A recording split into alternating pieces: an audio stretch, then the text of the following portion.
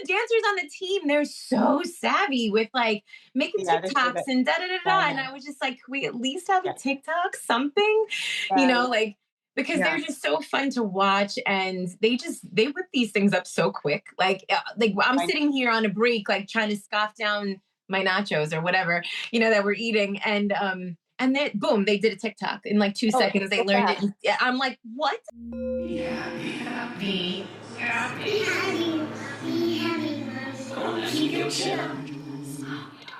Welcome back, Mama fans, to part 3 with Gina Capelli. What happens when a dancer, choreographer, and creative leader brings her passions to one of the biggest stages in professional sports? In this episode, Gina Capelli, MLB dance director for the New York Mets, shares her dance journey from the dance studio to Citi Field, where she creates unforgettable fan experiences along with her team, the Queen's Crew. We talk about producing live entertainment, reading the energy of a crowd, and leading a diverse team of performers by celebrating each person's unique strengths. Gina also discusses the evolution of sports entertainment, the impact of social media, fan engagement, and how innovation continues to transform fan experience. She reflects on her unconventional career path and reminds us that success often comes by embracing exactly who you are. Join us for an inspiring conversation about creativity, leadership, and having the courage to forge your own path. Let's dive in with Gina Capelli, part 3. When you're in at Citi Field and you are bringing all this great energy and song and dance and entertainment, don't you feel that it really does have to do with a lot of this good energy and good performance from our team? Yes. Right? Even when we do skits, we like, if we're not doing well in the game, we'll pull the skits, things like that. So we're smart with reading the room, but we still have to do our job. So we can't just room. Yeah, it's a big room. It's a big room, a lot of personalities out there. But we still have to do our job in the sense of hyping and, getting the crowd going. This year, we're not dancing in game as much as we'd like, but I think that as the team progresses more and more, I think we'll be able to, kind of bring back the old stuff that we were doing. And just like, I feel like when the team does well, then like everything just projects for the entertainment, all entertainment, like Mr. and Mrs., the mascots. Our Perk Patrol is now, I don't know if you know of them. They're like the ones that also do the shirts and some contests and stuff like that. So you guys don't do that stuff, like the launching of the T-shirts, the guests. We'll chuck some, but we're mainly like a dance crew. So now we're all called the Queen's Crew. So if you go there, you might see some, someone doing flags or signs and, also doing the shooting shirts. Everybody, like even the mascots, handlers have the Queen's Crew on their back. So we're kind of one entity, but my specific group is the dancers. So we go out and it's mainly like performance. If we do events, it's for performing purposes. And, we go out with kids on Sundays. They do a whole, routine with us on the field, not on the field, because God forbid you touch that grass. Don't ever touch the grass in MLB. We go on the warning track. Okay, on the warning track. And the warning track, I mean, that's that's like the best spot. Let's get to the home run. I like it because behind us is all the fans and like they like to get on camera. So it looks fun. We did try season 1 going out in the field and it kind of just like didn't read it. Like we loved it. Like we physically loved being like out in the middle of the outfield, but it just didn't read entertainment wise. Plus too, like I said before, they're very sensitive about you stepping on that grass. That grass is, you can like eat off that grass and it's real. It's not fake turf. It's real. But, we dance in dugouts. We dance in multiple spots throughout, wherever a camera can go, we dance. Wherever the cameras can go, that's where you guys are. You guys do like seven, you do pregame, you do postgame. Do you do postgame? You do 7th inning stretch or no? So we do like during t-shirt toss, there's a mayhem at night. That's another beautiful thing about Citi Field is they're no joke with the entertainment. Lights go down and it's like, they got the ribbons, there's a light show. They have a crazy LED light system. It's just amazing there. We do firework nights, which is awesome. If you can ever get to a firework night, go to it.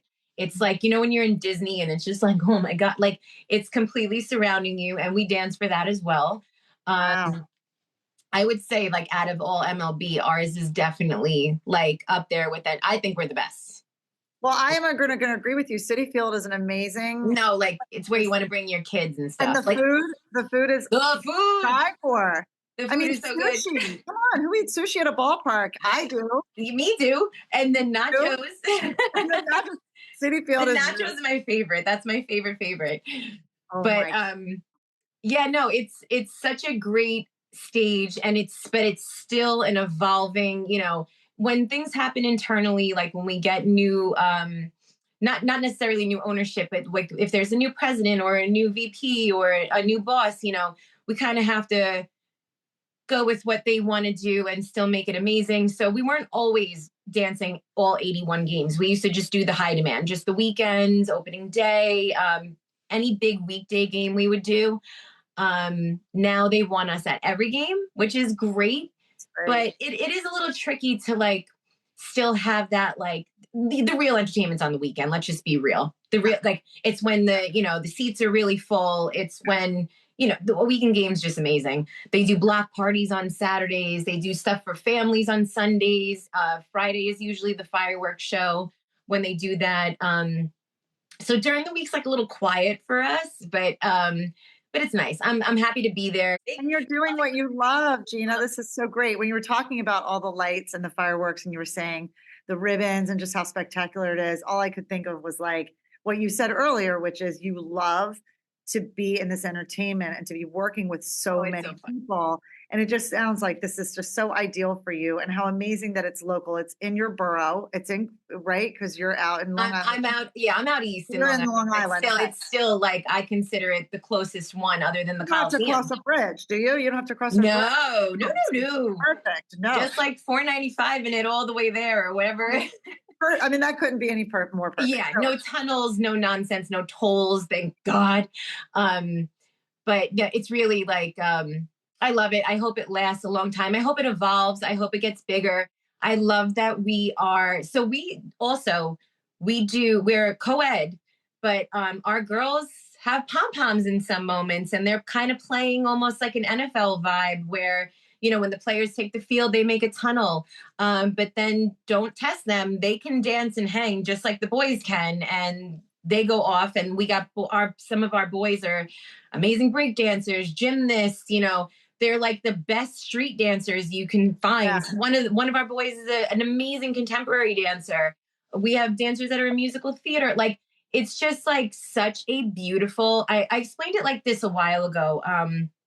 If you think of like the Power Rangers or something like that, like a group of superheroes, like that's them. You got this one that's just like our quintessential like jazz dancer, and she just does the most beautiful technique you'll ever see.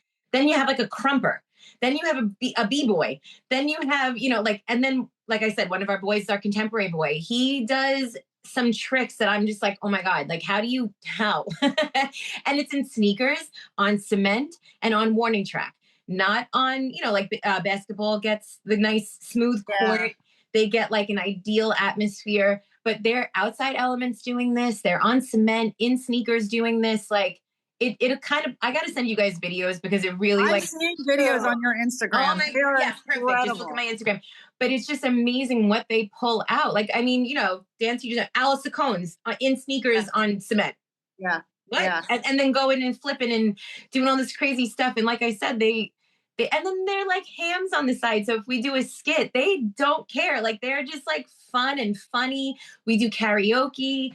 Lazy Mary is always like, that's the seventh inning stretch that we're always out for.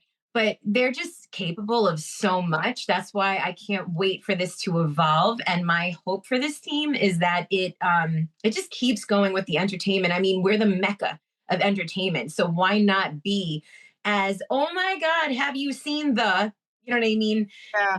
Almost as similar as Savannah Bananas, like they're viral constantly. Yeah. Well, you're so smart to do this though. Now, I love that this was actually like your ideas and how you're bringing this together and how you're using because look, like if you're a Knicks City dancer, you are inside, like you said, you're on that. Oh, they're like the Beyonce. They get like, yeah, but like you are experienced in outdoor entertainment, outdoor weather, the elements that you have to Yes. deal with, the temperatures, and that's like a whole different thing. So what you can provide those dancers for experience and saying like, hey, this is what I know. Whole nother ball game. So smart to do this with Savannah Bananas, this viral thing that's happening with them, and how you're really kind of finding that connection. Like, it's so smart, because I think you're right. Like, you get these old guys that are like, you know, grumpy. or they're like, oh, they don't need cheerleaders, but it's not cheerleading. It's like, it's actually entertainment. It's entertainment, period. End of story. Right. So like and now like with dance team and everything, I think you have these different categories of what that looks like. Yeah. I think this vibe sounds right on track. I think I love this because I was always very versatile. I was never one type. Like, I even used to do breakdancing. Like, I used to compete in breakdancing, yet I was in a ballet company. Like, I made no sense. I was always like, how come I don't hone in on like one thing? Maybe I'd be, I did tap, I did the boop, ba. I loved everything. And now I feel like it's like, that's why like I made sure I like tapped into every little thing. And I always thought to myself, like, you'd probably be amazing at something if you just picked one damn thing, Gina, when it comes to dance. Like, and I, even in the sports world, it was like, okay, this team is mainly jazz dancing. Okay, this team is mainly hip hop. Okay, this team is mainly like jazz and pom, maybe a little bit of hip hop, but not real hip hop, just like, pom hip hop kind of. And it was very, I guess you could say cookie cutter. Like, it was very like a mold. You're just kind of hitting that mark. And I was like, you know what? You're in charge now. Like, you kind of have the say. What's the worst that can happen? The corporate could just turn around, the front office could turn around and just be like, we don't love this, or we're not feeling this, and we're not feeling that. And I just kind of threw it all out there. Like, okay, they can do salsa. They can do this. They can do that. Like, they're funny. They can act. They can, we have one girl that even does sign language for the national anthem. Like, we got dancers that could sing. We got like, let's go. Like, let's just show off everything and we'll figure out what everybody loves and hates. But now that we did that, now it's almost like that's our trademark now. Like, we're good at hitting all these different marks, and they're culturally diverse. They're, boy and girl. You're dealing, we're so different, and we're kind of hitting every fan. That's the goal. You want like every fan to look at us and like someone to like connect with at least one dancer and, fall in love with them. So, you can have a little girl that's like, I could do a side aerial and Alice Cones. And then like, boom, she's doing it with that girl on the team or the boy on the team. I'm a gymnast, I'm a breaker. And then like these kids kind of jump in, and even like the old timers, like whether they're, maybe from the early B-boy era and they come in, or you have like the moms that love disco, or they salsa and they'll salsa with our dancers. And, it's just fun finding different ways to connect with them. But that's definitely our main trademark. Like I said earlier, is the fan engagement. Connecting with the fans, I think, is the most important. That's going to keep us around forever. Even if we're not sitting here doing like dance routines, I think it's mostly just that fan connection that the Mets love about us.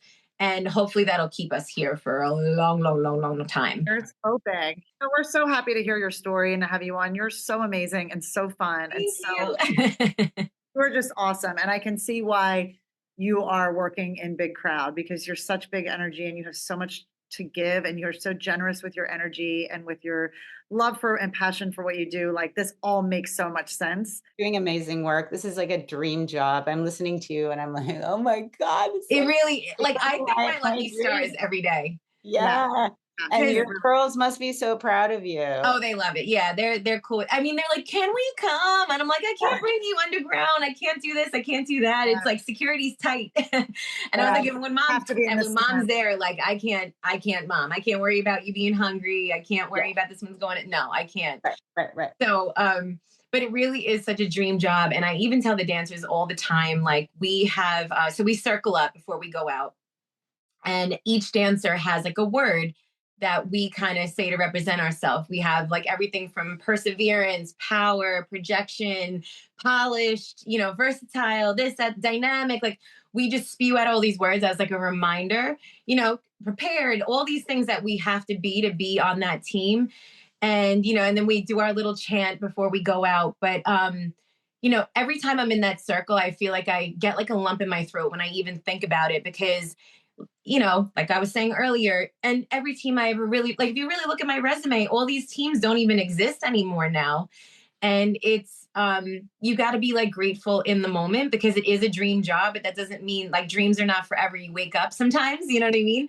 Right. But the goal is that, like, this is going to continue and keep going with the organization. And it just gets bigger and bigger and bigger. Creative Mamas Unplugged is produced by Breatheasy Productions with music by Jeremy Jurin. If you enjoyed this episode, please don't forget to give my mama 5 stars and keep coming back. Thanks to us kids, there are plenty of stories to tell, and you are not alone. We are inspired by you. Thank you for joining our Creative Mamas community. Support Creative Mamas Unplugged on Patreon to get your name in the credits, receive extra content, and earn some fun prizes. With this, we can keep creating, uplifting, and growing this incredible community together. We love you so much. Applause.